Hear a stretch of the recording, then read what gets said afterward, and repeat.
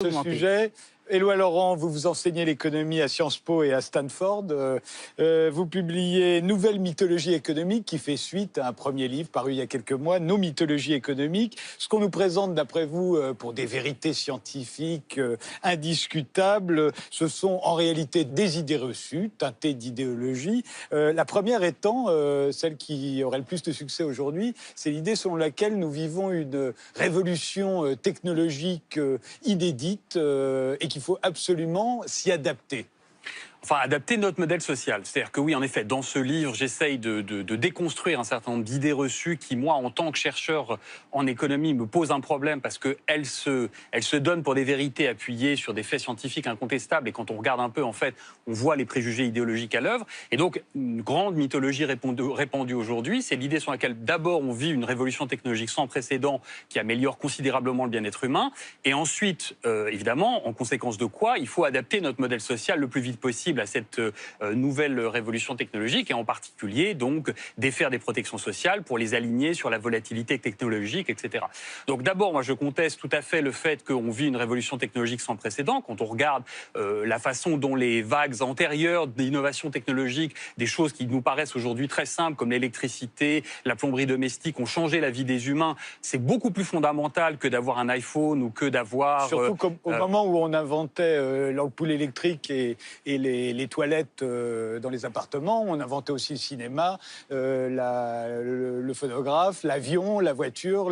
Voilà, donc il y a une vague. Il y a un siècle, c'était déjà énorme. Considérable d'innovation qui en fait date de l'avant-Seconde Guerre mondiale, de l'avant 1945. Et là, on est depuis 10 ans dans une révolution technologique qui, en fait, à la fois a beaucoup de nuisances réelles. Le monde virtuel a beaucoup de nuisances réelles. C'est l'information et la communication. Moi, ce que je vois surtout, c'est le marché de la solitude et du narcissisme. Et ça me paraît pas être d'une utilité sociale absolument fondamentale. Donc voilà, donc il y a vraiment d'abord une réflexion à avoir sur la valeur de cette révolution technologique. Et après, il y a une autre réflexion à avoir sur le fait qu'il faut adapter le modèle social, que le salariat est appelé à disparaître, qu'il faut défaire les protections pour s'adapter à cette nouvelle révolution. Et là, je le conteste totalement. C'est-à-dire qu'on a une étude qui nous dit, en 2013, qui fait grand bruit, qui dit 50% des emplois sont condamnés du fait de l'automatisation. Ça veut dire quoi? Ça veut dire concrètement... C'est ce qu'on dit en France, hein, même en France, on dit 50% des emplois. Voilà, sont menacés par l'automatisation. Donc, ça veut dire la machine va venir vous dévorer, donc abandonnez tout de suite vos protections sociales parce que de toute façon, vous êtes foutus. Donc, c'est ça le discours qui est derrière. Et en fait, quand on refait les calculs et qu'on distingue entre les emplois automatisables et les tâches automatisables, on a 9% des emplois en France qui sont concernés. C'est pas du tout la même histoire. Il faut que vous fassiez vous-même la différence pour qu'on comprenne bien. Un emploi automatisable, on le remplace totalement. Et le fait d'avoir dans sa journée des tâches qui sont automatisables, certaines tâches qui le sont, comme vous, comme moi, on a certaines choses qu'on fait qui peuvent être automatisées et d'autres qui ne peuvent absolument pas l'être. Et donc, au total, est-ce que votre emploi est automatisable ou pas? Ben non, il ne l'est pas. Il l'est pas, il y a certaines tâches qui peuvent... Voilà, qui en fait devront être faites par les humains. Donc, combien d'emplois pourraient disparaître parce qu'ils sont vraiment automatisables? En France, c'est 9%. C'est-à-dire c'est pas considérable et encore, on pourrait même contester ce chiffre-là. Et c'est certainement pas 50%. Donc, une fois qu'on a déconstruit ça, tout le discours selon lequel il faut abandonner nos protections collectives au nom de cette révolution technologique, bah, lui-même, en fait, a tendance finalement à disparaître. Donc, autre mythologie économique que vous dénoncez, c'est celle selon laquelle la France est irréformable. Oui, bah ça aussi, c'est vraiment la tarte à la crème. On dit tout le temps ça. Oui, puis notamment là, on a des primaires à droite avec des gens qui disent on va réformer par ordonnance parce que c'est impossible en France de réformer de façon, c'est-à-dire de suivre la procédure législative normale. Donc on va faire une procédure un peu brutale. On a vu le 49.3 utilisé pour faire passer des lois qui étaient massivement rejetées par la population, et donc en particulier la loi travail. Et donc l'idée, c'est elle est irréformable. En réalité, donc la raison qui est avancée, c'est que les Français sont malheureux, pessimistes et méfiants. Et donc, ce qu'on fait, c'est qu'on renverse la vapeur des problèmes sociaux sur la psychologie des gens. Donc l'idée, c'est si les problèmes existent en France, c'est parce que les gens ont une mauvaise disposition d'esprit. Donc psychologiquement, ils sont rigides à toute réforme. Et donc c'est pour ça. Donc on voit qu'on a une crise de défiance politique qui est bien réelle. Et on renverse la vapeur en une espèce de psychologisation des questions sociales. Donc, et l'idée, ensuite, on ne fait pas de réforme en France, c'est une plaisanterie. On n'arrête pas de faire des réformes en France. Le problème, en fait, c'est qu'on en fait trop. C'est-à-dire que le modèle social devient illisible à force de réformes. On a un exemple de ça qui est l'éducation nationale ou qui est le système fiscal. Le système fiscal est réformé à peu près tous les 3 à 4 mois. Donc en quoi est-ce que le système n'est pas réformable? En fait, il l'est parfaitement. Et de dire il ne l'est pas, donc on va faire des réformes que les Français ne veulent pas contre leurs biens en utilisant des moyens autoritaires, c'est vraiment une contradiction dans les termes. L'idée que les dépenses sociales sont trop élevées, qu'il faut Oui. les réduire. Oui, Absolument. ça fait partie des mythologies qui circulent. Et donc, par exemple, on vous explique que la France, ce que vous disiez, monsieur, l'horrible puissance publique accapare 50%, la moitié des richesses. Donc, 97% sont redistribués parfaitement aux gens à qui elles ont été prélevées. Mais enfin, peu importe, c'est pas grave. Et donc, enfin, si, c'est très grave, mais ça fait partie des mythologies. Et donc, l'idée, c'est par exemple, comparons la France et les États-Unis. Alors, on dit, les États-Unis, la France, c'est 57% du PIB de dépenses sociales. Les États-Unis, c'est beaucoup moins, 30%. Ça veut donc dire que la France, la richesse est socialisée, pas aux États-Unis. Sauf que ce qu'on compte, quand on compte ces 57% versus ces 30%, c'est qu'on compte la dépense uniquement publique. Mais la dépense sociale, c'est la dépense publique plus la dépense privée. Aux États-Unis, les gens, de la même façon, ont besoin d'être éduqués et ont besoin d'avoir un système de santé. Le problème, c'est qu'aux États-Unis, ces systèmes-là sont largement privatisés. Et si on remet les choses à niveau et qu'on fait le vrai calcul qui est la dépense sociale totale, en fait, elle est équivalente en France et aux États-Unis. Simplement, elle est probablement beaucoup plus égalitaire en France qu'elle ne l'est aux États-Unis. Si on veut compter, en fait, tous les grands pays développés sont au même niveau. Ils sont entre 25 et 30% du PIB de dépenses sociales.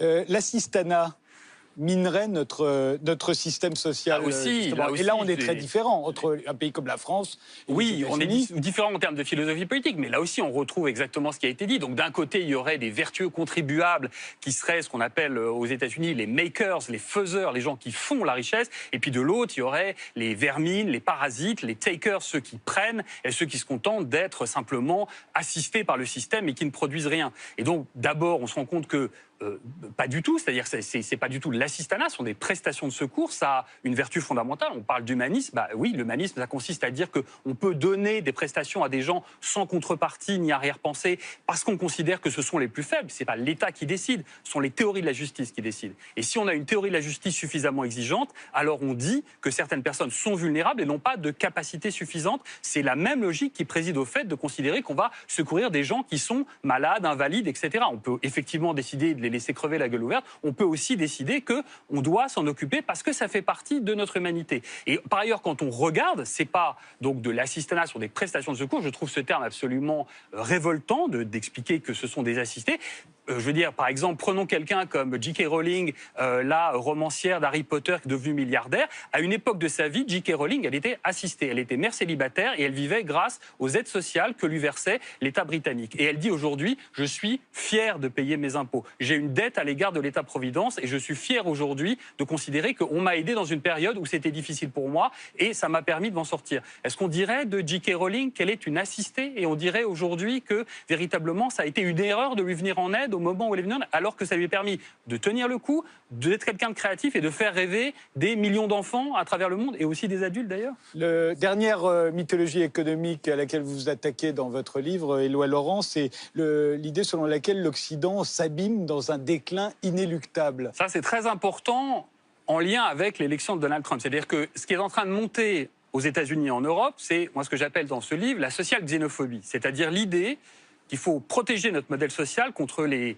terribles hordes d'immigrés, d'étrangers, d'enfants d'immigrés qui viennent le détruire de l'intérieur. Et une des sources de cette crainte, c'est l'idée que, et ça a été la déclaration de candidature, si vous regardez la déclaration de candidature de Donald Trump le 16 juin 2015, il commence par dire les États-Unis sont le dindon de la farce de la mondialisation.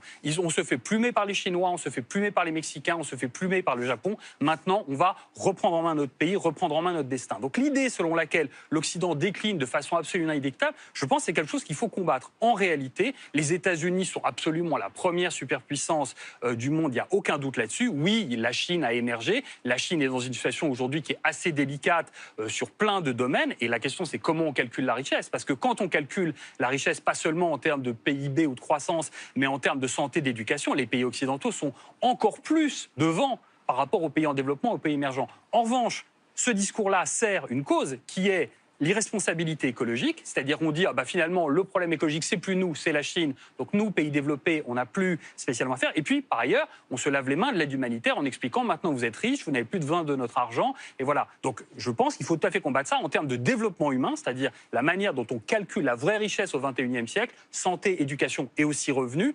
Les pays occidentaux, en réalité, ont une longueur d'avance absolument considérable que les pays en développement n'ont absolument pas rattrapée.